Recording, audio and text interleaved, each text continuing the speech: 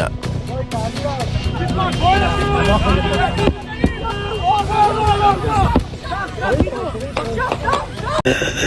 تركيا نريد الطيب أردوغان يفوز. أنا بصراحة أجل هذا الرجل وأقدره. السلام عليكم ورحمة الله وبركاته. خوتي المغاربة، مرحبا بكم في حلقة جديدة مع أخوكم حسن المرنيسي أزول في اللون. هذا المقطع اللي شفتوه هو ديال هروب الإسرائيليين من الهجمات ديال المقاومة الفلسطينية كتائب القسام وحماس اللي شنوها على المستوطنات الإسرائيلية. هذه الهجمات خلفت عدد قتلى كبير في صفوف المدنيين الإسرائيليين وفي صفوف الجنود الإسرائيليين، وكذلك أسرى في صفوف الجيش الإسرائيلي. هذه العملية تعتبرت أكبر عملية في التاريخ بالنسبة للمقاومة الفلسطينية، وتعتبرت انتصار كبير على الجيش الإسرائيلي. هاد الهجمات هذه طبيعة الحال إسرائيل ما غاديش تسكت، ورئيس الوزراء الإسرائيلي بنيامين نتنياهو قال بأننا في حالة حرب، والرد الإسرائيلي ضروري غيكون رد قوي جدا، وضروري ما غيكونوا ضحايا وغيكونوا شهداء كبار في صفوف الفلسطينيين، وضروري ما غيدفعوا المدنيين العزل الثمن ديال هذا الهجوم ديال المقاومة الفلسطينية على المستوطنات الإسرائيلية. وبطبيعة الحال حنا كمسلمين واخا كيموتوا منا يعني مدنيين أو عزل كنعتبروهم شهداء عند الله، كنقولوا هادو شهداء، ولكن بالنسبة لنا الكفار ماشي شهداء، كيتعتبروا قتلى. هذه مسألة مفروغ منها. هنا غادي نشوفوا يعني صراحة هذا المنظر اللي شفتوه بعدا تفكرت واحد الحاجه. هذا المنظر اللي شفتوه ديال هروب الاسرائيليين يعني من المستوطنات، هذا ذكرني بواحد المنظر. هو هذا، شوفوا مزيان هذا المنظر هذا باش كيذكركم نفس المشهد. اخواني اخواتي الكرام، غير الرقعه الجغرافيه مبدله. المشهد الاول هو فلسطين وكيوثق لحظات هروب اسرائيليين، والمشهد الثاني في الصحراء المغربيه في معبر القرقارات وكيوثق لحظات هروب مرتزقه البوليزاريو اللي خلاو الصنادل ديالهم بطبيعه الحال وسمينا عليهم صنداليستان. سبحان الله العلي العظيم. وهذه رساله للحمراء والبعراء هما يفهموها مزيان.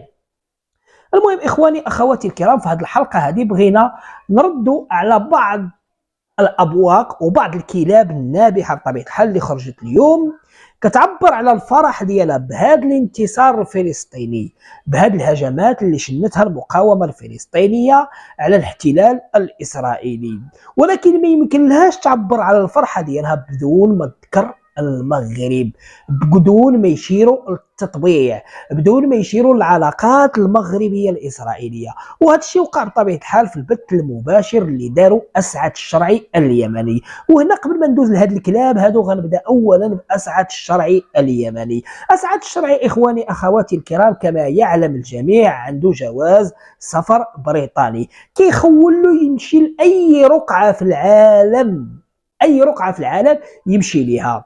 فكنظن ان اسعد الشرعي من الاولى ليه والاصح بانه من تيار المقاومه ومن تيار الممانعه، كنظن انه الافضل ليه انه يمشي لفلسطين ويحارب مع المقاومه الفلسطينيه ويقتل له شي 10 ولا 20 ولا 30 جندي اسرائيلي بطبيعه الحال، وإلا مات كاع غادي نحتسبوه عند الله من الشهداء. هذا باش يثبت بان عنده العقيده صحيحه. اما الكلام على التيك توك او على التويتر او في اليوتيوب لا يسمن ولا يغني من جوع، كيبقى كلام للاستهلاك والربح المادي فقط لا غير. تجي انت تفتح بث مباشر وتطلع جزائريين ومغاربه يبداو يسبوا في بعضياتهم وانت كتجيك الهدايا. الا كان لايف يعني كينصر القضيه المغربيه اللي هي الصحراء المغربيه غتجيك الهدايا من عند المغاربه، والا كان بث مباشر كيدين المغرب ويهاجم المغرب وعلاقات المغرب مع اسرائيل فراه غتجيك الهدايا يعني والهبات من الحمراء والبعراء في زريبه العسكر. اذا شكون اللي مستافد من هذه الليله كامله؟ هو اسعد الشرعي. لان اسعد الشرعي باش نكون واضح معكم اخواني اخواتي الكرام، بالنسبه لي انا ورايي الشخصي مع احترامي احترامي للجميع وما ثبت بالفعل، لأنني أنا كنت من الناس المخدوعين، وكنت من الناس اللي تيقولوا هذا إنسان حر، وهذا إنسان يعني كيراجع نفسه وكيصحح الأخطاء ديالو. بل بالعكس، فاش جا لهنا لمدينة فاس فين كنسكن أنا، مشيت لعنده وتلاقيته كل شيء، وهذا كنعتبره أنا يعني هفوة مني صراحة، وما كانش خصني نديرها. مع ذلك خير يعني كل ابن آدم خطاء وخير الخطائين التوابون، ومن اعترف بذنبه فلا ذنب عليه. إذا أسعد الشرعي إخواني أخواتي الكرام هو مجرد شخص مسترزق يلعب بعواطف الناس، كيفتح البثوث المباشرة وكيتناول قضايا بطبيعة الحال اللي فيها يعني اهتمام، ودايره البوز ودايره واحد الضجة كبيرة،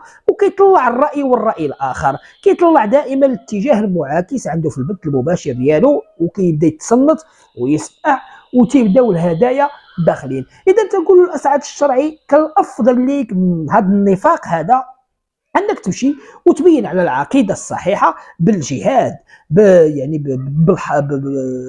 بالمقاومه مع الفصائل الفلسطينيه، بقتل الجنود الاسرائيليين. هنا كنا غادي نحترموك وكنا غادي نقدروا فيك هذا الروح ديالك وهذا الاسلام ديالك وهذه العقيده ديالك المنقطعه النظير. ولكن بما انك تفتح بثوث مباشره وتبقى تتكلم عنتريات، هذه العنتريات درناها احنا فاش كنا شحال هذه طلبه ومازالين كنقراو، كنا كنخرجوا بمسيرات حشيده ونبقاو نرددوا شعار خيبر خيبر يا يهود، جيش محمد سيعود. ماذا استفادت القضية الفلسطينية من شعارات خيبر خيبر يا يهود جيش محمد سيعود؟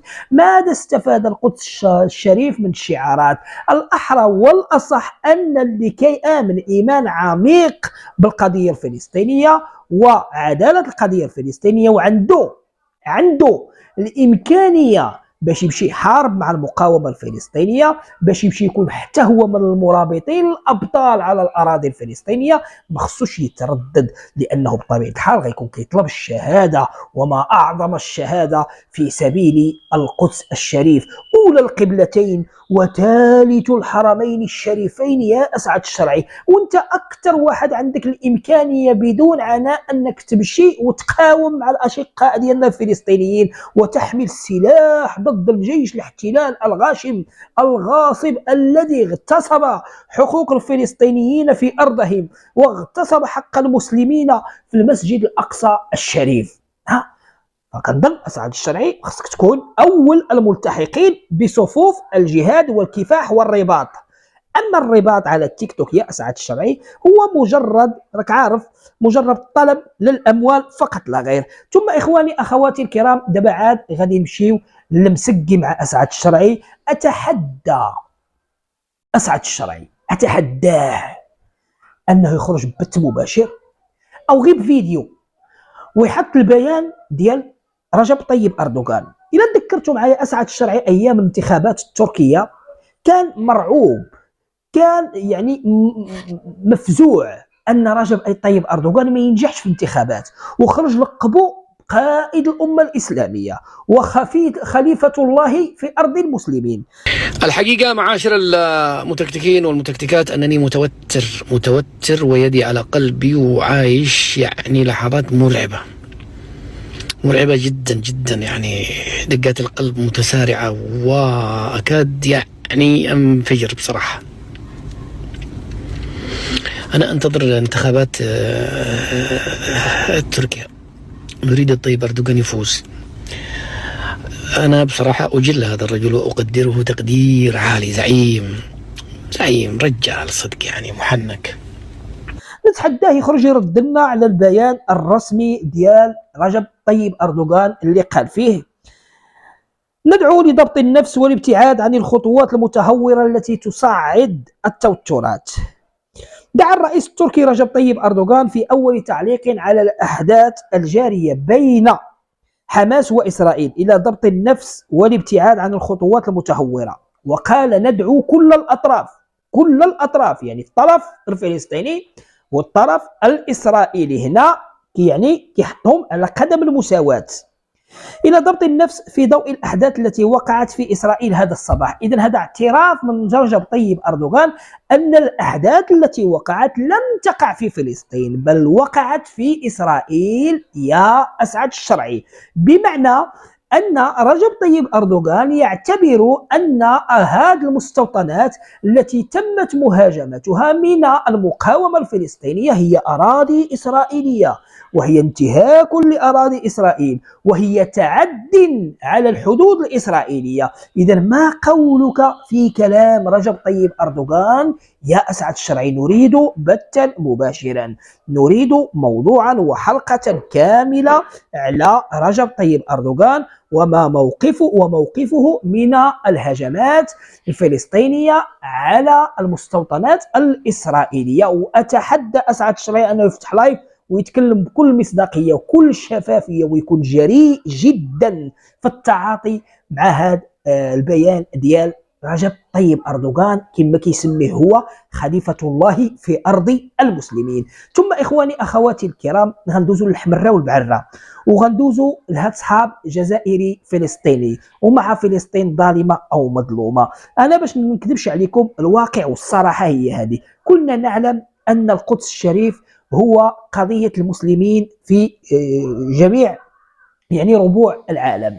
كلنا نعرف أن المسجد الأقصى هو أولى القبلتين وثالث الحرمين الشريفين. هذا الشيء ما يمكن ينكره حتى شي واحد، ولكن أي دولة أو أي شعب، أنا كنت كنظن أن الجزائر القوة الضاربة ما غتكتفيش ببيان رسمي، لأن علاش اللي وقع أمر جلل، اللي وقع حدث عظيم، اللي وقع هو هجوم من المقاومة الفلسطينية اللي خلف العشرات من الضحايا بين مدنيين وإسرائيليين، يعني كان اعتقال الجنود الإسرائيليين. فهنا فرصة كبيرة للقوة الضاربة أنها توجه القوات ديالها، الجيش بعدته وعتاده وجنوده، من مدافع، من بوارج، من صواريخ، من قاذفات، من بوارج، من حاملات للطائرات المقاتلة، من طائرات مسيرة، ومن جنود بالآلاف نحو فلسطين للرباط والمقاومة مع المقاومة الفلسطينية.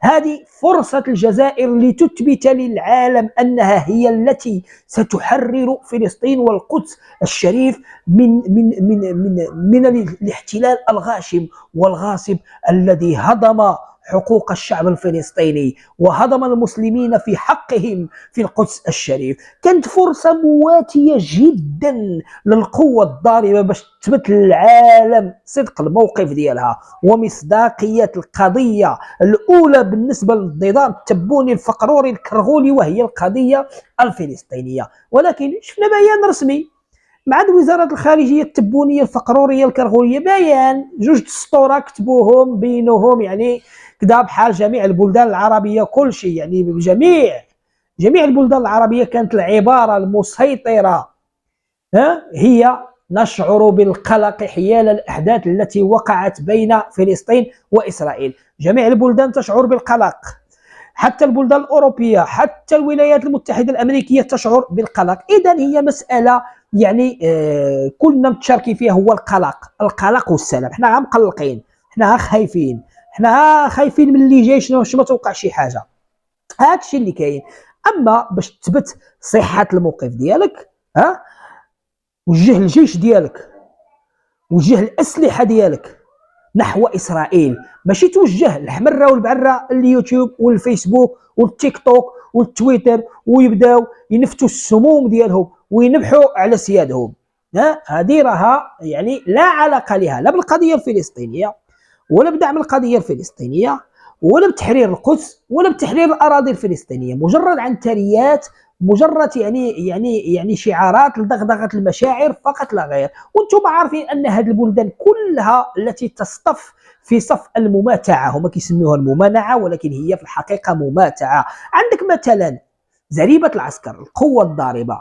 كيف يعيش الشعب في القوة الضاربة؟ يعيش في الطوابير، يعيش في الجوع، يعيش تحت بيوت بنيت من قصدير، يعني الكاريانات كما كنقولوا بالدارجه ديالنا. هذه هي الحاله ديال الشعب في زريبه العسكر. كيف يعقل ان دوله أو نظام حكم يحتل شعبه سوف يحرر شعب آخر أو يحرر أراضي ديال بلد آخر. هذه راه مستحيلة وما كايناش يعني بصفة نهائية، لا في العرف الدبلوماسي ولا في السياسي ولا في أي عرف من الأعراف.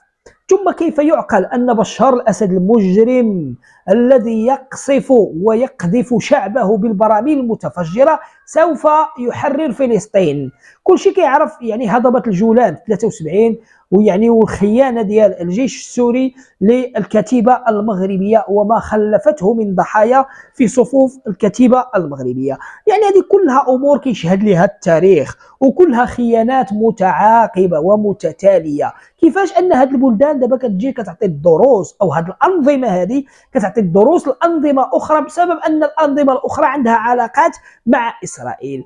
ما تجيش انا تبين لي انت بطل، غتبين لي بطل في حاله وحده، هو النهار يتوحدوا المسلمين مثلا ويكونوا واحد الجيش مشترك ويكونوا عتاد مشترك وسلاح مشترك ويمشيو يصيفطوه يحاربوا اسرائيل. هنا غنقول لكم المسلمين فعلا متعلقين بالقضيه الفلسطينيه. اما الشعارات الغوغائيه والعنتريات ويعني التدوينات واللايفات على التيك توك وبثوث مباشره في اليوتيوب، هذه كلها لا تسمن ولا تغني من جوع ولا تقدم ولا تؤخر من القضيه الفلسطينيه قيد انمله. قيد انمله يعني ما عندكم باش تفيدوا القضيه الفلسطينيه، كلها مجرد عنتريات وصافي. اذا هنا الخلاصه اخواني اخواتي الكرام، الابطال الحقيقيين شكون هما؟ الابطال الحقيقيين هما اللي في ارض المعركه، هما اللي في وسط الميدان، هما هادوك الفلسطينيين اللي مشاو نفذوا هاد الهجمات، بالرغم من ان هاد الهجمات هذه اللي نفذوها غلطوا غلط فادح باستهدافهم للمدنيين. اما يعني البطوله فهذوك هما الابطال، هما اللي كينفذوا الهجمات، هما اللي كيحملوا السلاح، هما اللي كيضحيوا بحياتهم وكيضحيوا بنفسهم وكيمشيو يواجهوا جيش نظامي، مقاومه ضد جيش نظامي. اما اسعاد الشرعي وتبون وشنقريحه والحمره والبعره من الكلاب ديال العسكر في زريبه العسكر، فهؤلاء مجرد ابواق كيخرجوا على مواقع التواصل الاجتماعي، كيبداو يديروا يعني دور البطوله وكيبداو يمثلوا بانهم مع القضيه وانهم ضد الاحتلال يعني الاسرائيلي وانهم مع تحرير القدس ومع دوله فلسطين الى اخره من هذه الامور هذه. فهذه مسألة يعني مستهلكة، مسألة أكل عليها الدهر وشرب. اللي بغى يثبت البطولة ديالو يمشي لفلسطين يحارب وأنا غنعترف نخرج ونعترف له راه بطل، يمشي ويساند المقاومة الفلسطينية في أرض الميدان، سواء كانوا أشخاص أمثال أسعد الشرعي اللي عندهم القدرة والإمكانية بدون عناء أنهم يمشيوا لفلسطين ويشاركوا مع المقاومة في محاربة إسرائيل ويقتلوا حتى هم الجنود الإسرائيليين ويحققوا انتصارات ميدانية، او بلدان امثال زريبه العسكر اللي كيضلوا ينفخوا لنا راسنا بالشعارات الغوغائيه، يوجهوا الجنود ديالهم والاسلحه ديالهم والعتاد والعده ديالهم بطبيعه الحال نحو اسرائيل ويساعدوا المقاومه الفلسطينيه ويقصفوا اسرائيل ويقتلوا الجنود الاسرائيليين ويهدموا المبادئ في اسرائيل ويديروا يعني شي حاجه اللي على ارض الميدان، شي حاجه ملموسه، شي حاجه واقعيه. اما البيانات ديال وزارات الخارجيه، اما الكلام يعني الفضفاض على مواقع التواصل الاجتماعي وامام وسائل الاعلام وهذه الامور كلها لن تغير شيئا من واقع الامر، ان فلسطين تعاني وستعاني مسبقا. بزاف يقول لك بان نصر الله قريب وهو يعني وعد الهي الى اخره. الوعد الالهي غادي يطبق فوقاش؟ عندما تتوحد كلمه المسلمين ويتوحد صفوف المسلمين ويتوحد جيش البلدان الإسلامية كاملة ويتوجه نحو فلسطين لتحرير فلسطين ولمحاربة إسرائيل. هنا غادي نقول لك وعد الله حق وسيتحقق. أما لحد الساعة في الوقت الحالي والوقت الراهن لا يمكن لأي دولة أن تخرج وتزايد على دولة أخرى في مناصرة القضية الفلسطينية وتحرير القدس. نقطة، انتهى. يعني ما يخرج حتى شي واحد. وبالنسبة لخوتي المغاربة اللي كيطلعوا عند أسعد الشرعي وكيبداو يفسروا له ويبرروا له، وهو تيقول لك انا فرحان. تيقول لك فرحان هو اليوم بهذا الانتصار ديال المقاومه الفلسطينيه. وانا نقولها باللغه ديال فرحان يا روح امك. فرحان على اساس انك انت من قتلت الجنود الاسرائيليين، انك انت من نفذت الهجمات، انك انت من ذهبت واقتحمت المستوطنات وقتلت الجنود واسرت الجنود واسرت المدنيين. فرحان يا روح امك. الانسان ما خصوش يستخف بالعقول البشر. الانسان دائما خصو يفكر. خوتي المغاربه، علاش كتطلعوا عند اسعد الشرعي وكتبداو تبرروا له؟ بغيت نفهم علاش التبرير. علاش غتطلع انت عند اسعد الشرعي وتبدا تبرر له؟ مع احترامي للجميع، كنحترم الناس اللي كيحبوه، كنحترم الناس اللي كيبغيوه، كنحترم الناس اللي كيتبعوه وكيامنوا بالخزعبلات ديالو، كنحترمهم وكنحترم وجهه النظر ديالهم والمشاعر الجياشه ديالهم تجاهه. ولكن رايي كما هو طلب ما نصادروش عليه الفرحه ديالو، وبطبيعه الحال ما كنصادروا على حتى شي واحد الفرحه ديالو، بشرط انه ما يخرج يزايد علينا، بشرط انه ما يخرجش يمثل علينا دور البطوله، لان حنا غادي نخرجوا وغنردوا عليه بنفس الطريقه، وغنعطيوه الحجج والبراهين والدلائل انه مجرد انسان مسترشق يتاجر بالقضيه الفلسطينيه كما تاجر سابقا بالقضايا الاخرى، كما سيتاجر مستقبلا بعده قضايا اخرى. هذا هو العمل ديال اسعد الشرعي الذي يقتات منه ويكسب منه اموالا طائله عن طريق الهدايا والهبات اللي كتوصلوا بطبيعه الحال في التيك توك. هذه مساله واضحه ما خصهاش يعني بزاف ديال التفكير باش الانسان يفهمها. صافي المساله واضحه. السيد كيبغي يركب على الامواج، كيبغي يلعب على الاوتار الحساسه ديال الشعوب، كيقيس لهم واحد النقط معينه كيعتبرها هو من وجهه نظره من الزاويه ديالو بانها نقط ضعف. بحال مثلا كيحسبوا المغاربه كاملين عندهم هذه النقطه الضعف ديالو، يبقاو يطلعوا ويبرروا له ويفسروا له لا وحنا ضد التطبيع وحنا. هو ماشي شغله في هذه المساله هذه. هو بعيد كل البعد، هو بلادو مدمره، الشعب ديالو مدمر وما مسوقلوش. وتخيلوا انسان ما مسوقش للشعب ديالو، واش غيتسوق للشعب الفلسطيني؟ واش غيتسوق للمغرب؟ ما غيتسوق لحتى شي حاجه. هو اللي كيهمه في المساله كامله انه يكسب جماهير، كيكسب جمهور مغربي. القضيه المغربيه ديال الصحراء المغربيه، وداك الجمهور المغربي اللي كيكسبوا ما غيقدرش، لانه صافي لعب له على العاطفه ديالو. هذاك الجمهور ما غيقدرش انه يوقف ضده فاش يمشي هو ضد المغرب. وبطبيعه الحال فاش كيمشي ضد المغرب كيطلعوا الحمره والبعره. راكم شفتوا هذا كنظن الناس شافوا اللايف ديالو، هذا البث المباشر في تيك توك، كيطلعوا الحمره والبعره وكيعجبهم الحال وكيبداو يتبوردوا وكيبداو زعما يسبوا المغرب وكذا ويقولوا التطبيع والمطبعين والمنبطحين الى اخره من هذه الامور هذه. اذا مغاربه ما خصهمش يطلعوا اصلا يعطيو تفسير او تبرير او توضيح. شغلنا هلاك. حنا هذيك مساله كتخصنا، كنا مع التطبيع ديالنا، مساله ديالنا حنا كمغاربه، كنا ضد التطبيع حنا ديالنا. المهم حنا كمغاربه عندنا كلمه وحده، حنا مع القدس الشريف، حنا مع دوله فلسطين على حدود 67 وحدودها وعاصمتها القدس الشرقيه. وهذا الموقف الرسمي ديال المملكه المغربيه اللي اعلن عليه الملك محمد السادس نصره الله، قال بان القضيه الفلسطينيه قضيه محوريه للمملكه المغربيه مثل قضيه الصحراء المغربيه. نقطه، انتهى، حد هنا. نحبسوا النقاش لا مع اسعد الشرعي ولا مع اي واحد كما كان النوع ديالو. والاخوان هذا هو رايي في الموضوع. انا اما باش يجي يمثل عليا البطوله، فالابطال الحقيقيين هما اللي كيجيبوا الانتصار على ارض الميدان. غير ذلك ما يجي حتى شي واحد يساوم علينا. باغي تكون بطل، سير فلسطين وحارب مع الفلسطينيين وحرر فلسطين واقتل لك 20 ولا 30 جندي اسرائيلي تما نعترف بك. من غير هكا تطلع في التيك توك فانت منافق ومتاجر بالقضيه الفلسطينيه. السلام عليكم. وعليكم السلام. المهم اخواني اخواتي، وصلنا لنهايه الحلقه. كنتمنى هذه الحلقه تشاركوها مع الاصدقاء ديالكم، كنتمنى تعطوني الاراء ديالكم في التعاليق. اعجبتكم؟ مع السلامه.